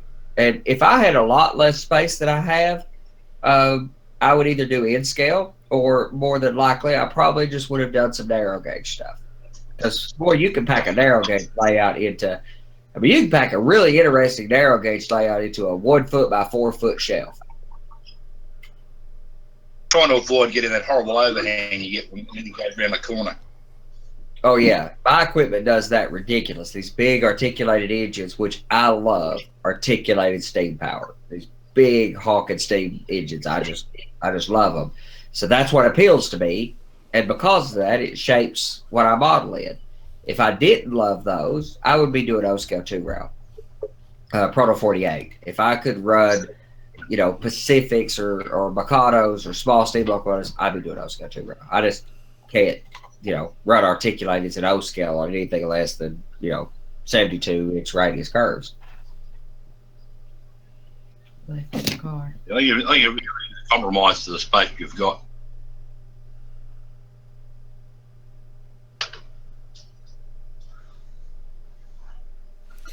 Professor said, Andy, but the XN3 narrow gauge does not achieve any tighter curve radii than its standard gauge cousin. No, it's not the physics of it. It's the cosmetics of it. But narrow gauge, you get away cosmetically with narrower curves because you have shorter equipment. How you doing, Lee?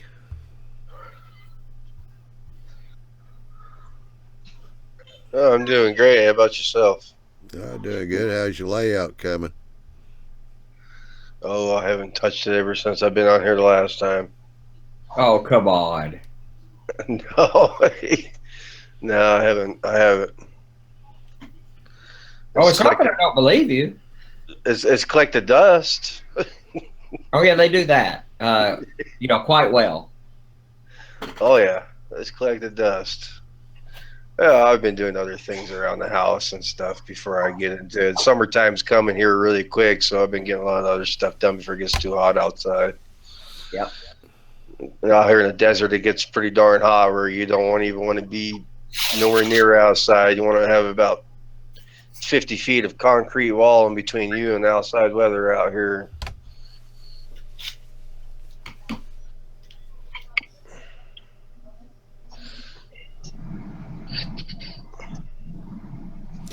Oh, we were talking about the brass track earlier and all. Since the professor's here, yeah, he cured that problem of oxidation on tracks with his layout he built for this last show he was at. He just made his track out of wood.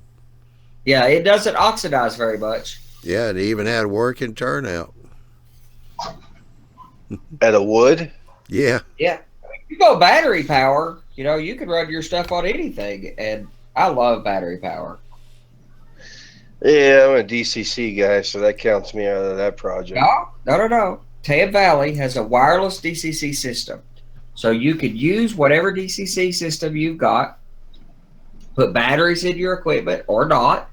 But if you put batteries in it, you get, you don't have to wire the layout at all. Run batteries. I've got some of the batteries. I'm going to take I am, as an experiment, going to take a SW1200 or SW1500, whichever it is. I'm going to build myself a cleaning train, a track cleaning train, and I'm going to run it battery power and use that as an experiment. And if it works well, then I'm going to go battery. And I'll tell you what, if we were having this conversation in 2035 or something, go out 20 years from now, all railroaders will all be battery powered. That is the future of our hobby. Well, I've said, since I last been on here, I was still waiting on my darn order for my nut and bolt castings for my bridge too. I still haven't even gotten that stuff. I ordered that a long time ago. Still waiting on that stuff. Oh yeah, where'd you order it from? Well, I ordered from my local hobby shop, but it's from I don't remember who it was now. Grant Line. I don't remember who it was. Yeah, I think it was Grand Line. Yeah. Yeah, I like Grant Line and Precision Design. Yeah, I ordered mine straight from Grant Line. I had them in a week. Yep. Yeah, I think I'm going to start doing that. I wonder why hobby shops are starting to die out. I love hobby shops. I want to support hobby shops. I just can't find one that, that I could support that way. I mean, if I go there and they do something, I'll buy it. I love to support them.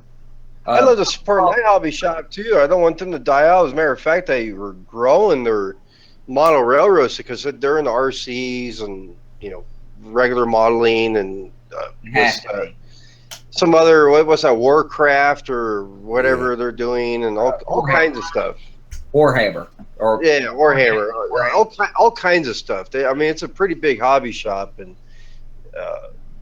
I think a few of us, I don't think I'm the only one that caused it. They started growing their model railroad section, but now when when you ask for small stuff like I'm asking for, detailed stuff, I think I'm probably the only prototype guy except for you, but you're on the East Coast, I'm on the West.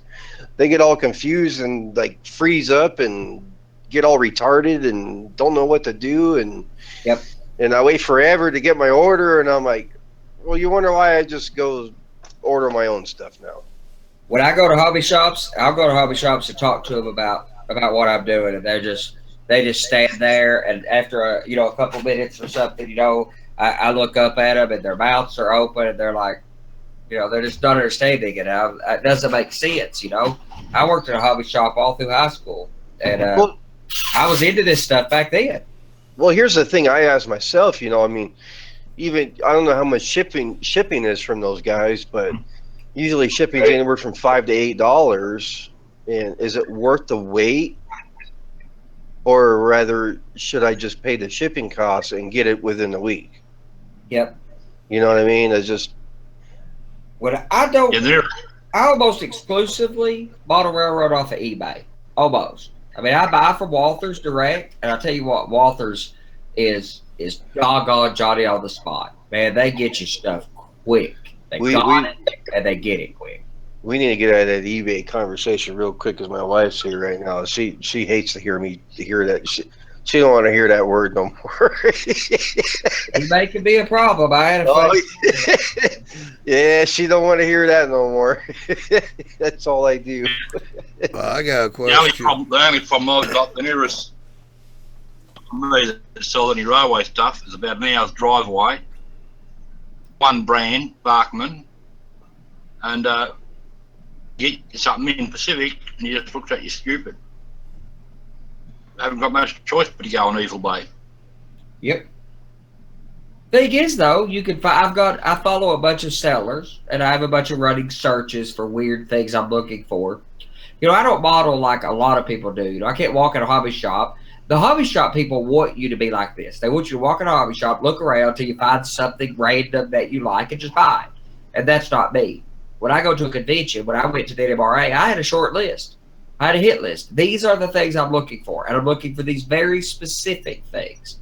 So eBay's perfect for that. And I'll buy from Walther's, and I'll buy from Hobby League, and I'll buy from model train stuff, or I'll buy from various people. But the 95% of what I've bought, 95% of my layout has either been bought direct from manufacturer, like this kit that I'm working on for the Fine Scale show from Imagine That Laser Art. Exceptional kit. I bought it direct. You know, why not give all the business and money straight to the guy who's doing it? Because you're buying off these small companies. Now, that's not true if you're buying from Atlas. That's not going to be something you do. But if you're buying these kits, majority of them are these nice kits are made by some guy in a small office or a garage. You know, the cottage industry is what they call that stuff, and they're just building their product. So reach out to them. Go direct. Yeah, as I get older, I start doing what Andy was talking about. I have a checklist of things. I've been trying to do that more than just buying everything. Like, just go in there and buy what I like or something. But it saves you money too. You know, yeah. It's a lot cheaper if you just don't buy everything random that you like. If you're looking for certain things, you know, to build my layout, it will cost me a pretty predictable amount of money because I know what I need. Yeah, it helps when you have almost everything, all the buildings and everything bought already. Oh, I have some stuff that I want to buy. A lot of the major building stuff are already bought. See, I don't buy ahead much at all. I do, you know, the modern ideology of just-in-time manufacturing, just-in-time order, just-in-time inventory, blah, blah, blah. I do that for my layout. I order it just before I need it because what if I change my mind? What if a product update comes out? What if they improve it? You know, like this, imagine that company. He's got new stuff coming out in the next couple months. You know, I'm not going to order other structures, you know, until I've seen what's coming out or what changes they make. I will order it when I'm ready to start working on it. Yeah. I don't spend money unnecessarily. I do not have a small hobby shop here like a lot of modelers do. I order what I need. I work through it. Yeah, I bought a lot of my stuff already, partly because it's actually my pap building some of it because my pap is an armchair modeler at his house, and it gives him something to do. Well, see, I also don't subscribe to the philosophy. This makes a big difference. I don't subscribe to the philosophy of he who dies with the most crap wins. That's not a philosophy I buy into. Well, the professor's comment here is make a shopping list equals purchasing self-control. Yes, sir. Yeah, that's true. I have to completely agree with that. Yep. It's self-control. You get what you want. It's like I thought about for the last 10 plus years before I got back into the hobby, I wanted to get back in. I thought about it as armchair. I kept my MR subscription. I watched YouTube videos on it. I kept learning and paying attention. But I didn't go buy locomotives, stockpile them. If I had, look how much upgrading I would have to do to those, to put new decoders in them and to add sound and to fit speakers in. Look at all that stuff. Well, just to add what the professor said, I mean, we've all done it. You jump into it. You start putting buildings down and track work and not plan. Yep. And next thing you know, it's costing you money because you're realizing, well, this don't work and that don't work and this don't work and this is not really what I wanted. This is not what I imagined. Yep. When you really sit down and really come out with a good plan, a good track plan, know your room size that you're building your railroad in, know what you could fit and what scale you're going to use and all the buildings. And just like Josh made the comment, is it'd be nice to have all the structures you have beforehand or the sizes, mock them up, make sure it fit. You'll save yourself a hell of a lot of money. But have a good vision. Have a good idea of exactly what you're trying to achieve. Are you a prototyper or not? No problem if you're not, but understand that you are and go after that. I'm a prototype freelancer. Professor has got a comment up here. Andy, interesting. Down here, we have to do the opposite because if we don't grab it when it's available, we won't see it again. Well, there are things that that would be a reality for us as well. That happens. There's no question that happens sometimes. But when it comes to like structure kits from these cottage manufacturers, there are some of those that will only be available. They're limited supply. Yeah, you got to get it. That's the case. You're going to do that. But I go to other modelers' houses. I read about other modelers or see interviews with modelers. They all talk about having small hobby shops at their house. And I just don't see the need in having that much stockpile. I do have a small hobby shop, though. There's a bunch of different reasons why I have a small hobby shop. I think some supplies are mine, some are supplies that are going up to the museum to be built for the museum layout and everything. I mean, everybody has a different situation. What I'm talking about is not a one size fits all. That's just what works for me. But I'm also not buying a lot of cornerstone kits. Nothing against them, but I'm not. I'm not buying a lot of those. I'm buying a lot of these wood kits from small manufacturers. In that case, it's better for me to order it. Order a kit as I get close, order another one, and better for me. The one thing I've been getting interested about last year, and it's going to be a lot of like wood, because a lot of my buildings are built, or there'll be the HO layout, because none I have them on. I have no buildings for the HO layout. Will be the wood kits, and it's not because of Andy's show. I got interested in him before he started that. Man, wood's just awesome. It don't matter where the ideas come from. I just love wood. And this is my 13th layout. I've never built a wood kit before in my life, ever. I'd had like track. I'd done some other kind of cool stuff, but I'd never done it. But when I started this one, I was fascinated with what was happening in the like craftsman structure space, and I just fell in love with this stuff. And I built my first one, little nothing dinky kit, and I just loved it. Yeah, my first one was like a section house, kind of like it was actually through our division. They were having a clinic. And it was a little like for the track mobile. Oh yeah, shanty. Yeah. Whatever they call it. Yeah. So my the one I have stored up for the O gauge layout, one of the few I'm going to be building for the O gauge is a picnic bench. It's pretty simple kit. It's in nose scale.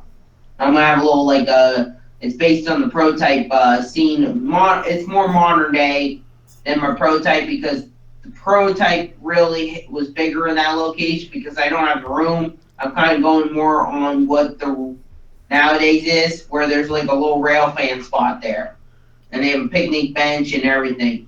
I'm going to do a picnic bench and some rail fans sitting there.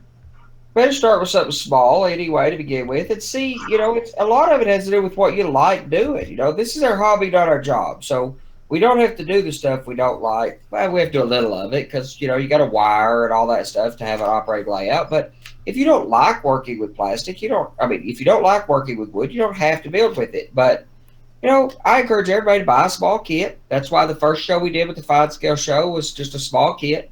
Just get your feet wet. See if you like it. See if it appeals to you.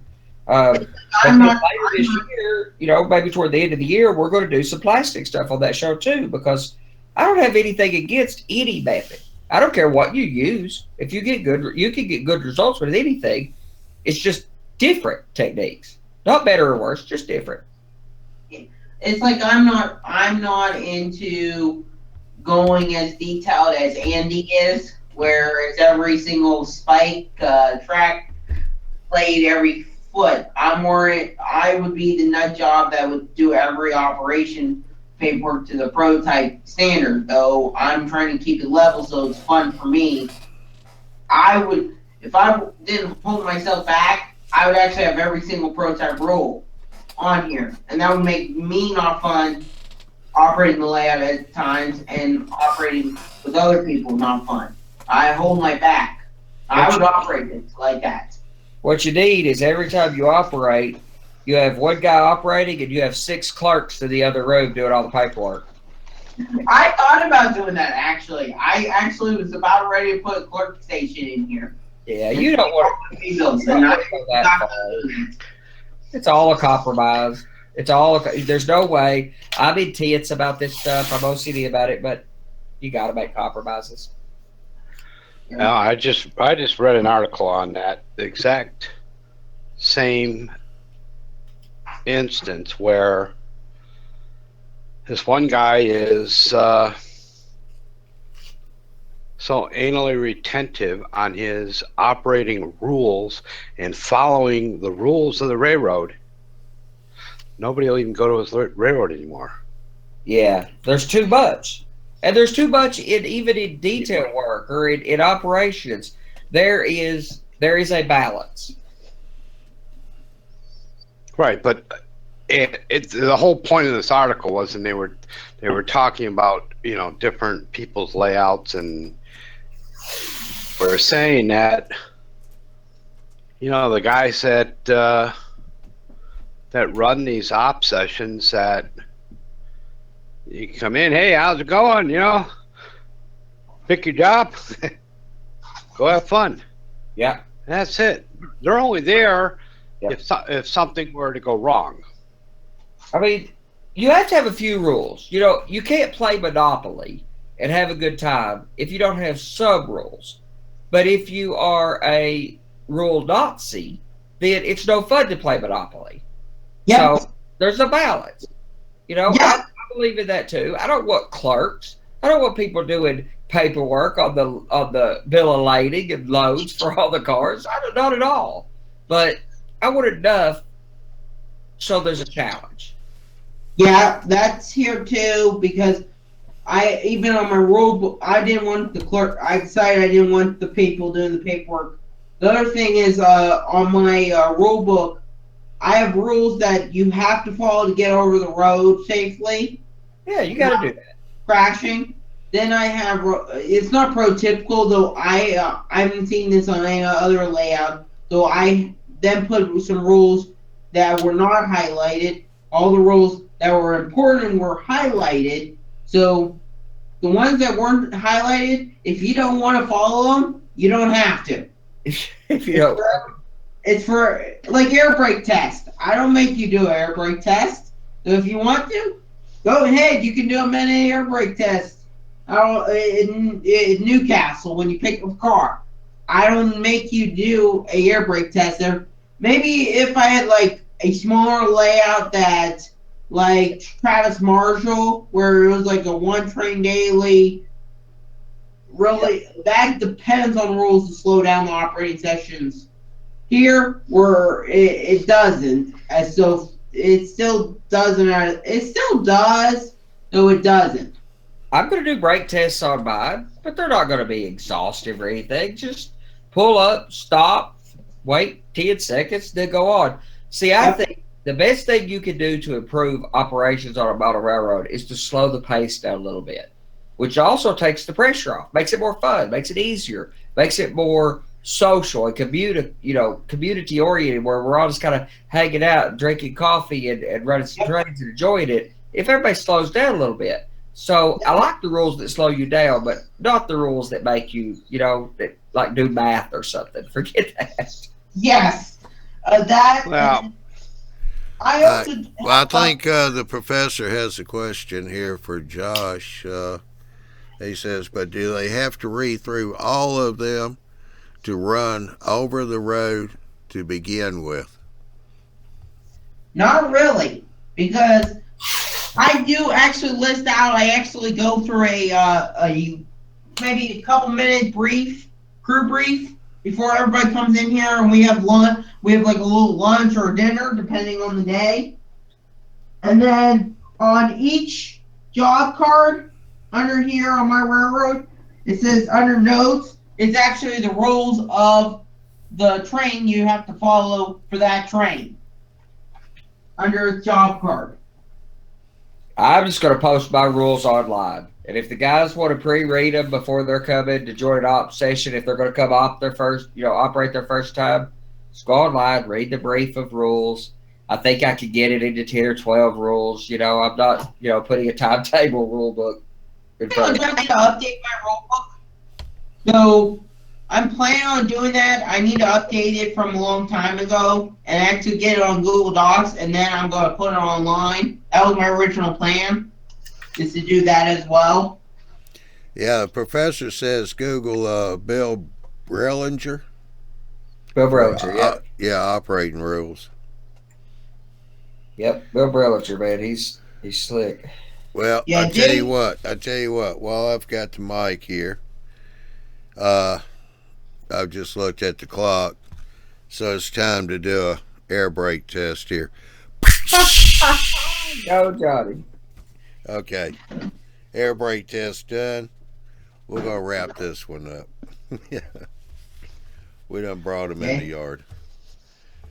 So, all right, y'all have a good night. Yeah, you too, Curtis. Where'd my cursor go? I got too many monitors here. I keep losing my cursor. It went that. The Aussie Hangout. Yeah, go ahead and announce your Aussie Hangout there, Andrew, real quick. Yeah, hi guys. Anyone interested on Wednesdays and Friday nights, Australian and Eastern Standard Time, starting at 8 p.m. We're trying to get some hangouts going if anyone's interested. Nights at 8 p.m. Eastern Standard Time, Australia. Yeah, that's Australia, which is going to equate out to about 6 o'clock my time, Eastern Time, U.S. Okay, that's time I get up. 6 p.m. Eastern Time or 6 a.m. Eastern Time? 6 a.m. Oh, my God. Y'all have fun. Yeah, that's what I told him the other night when he was talking about it. You're ready. Keep checking in on the YouTube modelbuilders.com website for all the latest news and info on the eMag, the live show schedules, and the Tuesday and Wednesday show schedules. The live show is once every month. That's normally a third Saturday. The eMag is bi-monthly. We got one coming out in May. So you want to look out for that. Make sure you sign up so you get an email notification when it does come out. Our Tuesday and Wednesday shows are at 8 o'clock Central, 9 o'clock Eastern Time. The Thursday, Saturday shows are still at 9 o'clock Central, 10 o'clock Eastern Time. And I am working on the schedule for the last half of the year.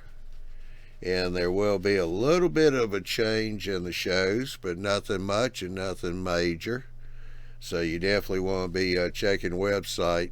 We'll be posting the schedule there sometime towards the end of June for the last half of 2017. So you want to be sure and check that out.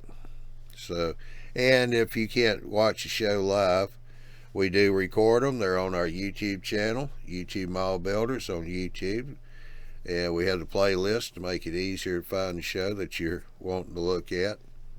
And we always like to have comments from people, so please put your comments in down below the post. Let us know what it is you like to see. If you want us to make changes or whatever, we'll be glad to hear from you. If you have a webcam, come on into the Hangouts here. I do post a link in the comments section of the post on the YouTube page. So if you have a webcam and you want to join us on the panel, you can do that. If you're camera shy, that's okay. Just turn the camera off. Alrighty. Well, this is it for the month of April. I know I said that last week. I was running a week ahead of myself. Our next show will be on May the 3rd, and that's the Arduino workshop with Chris. So you want to be sure to check your schedule. 8 o'clock Central, 9 o'clock Eastern. I want to say thank you to everybody out in the chat that participated tonight. And I want to thank everybody on the panel. So with that said, y'all have a good evening, good weekend. We'll see you May the 3rd.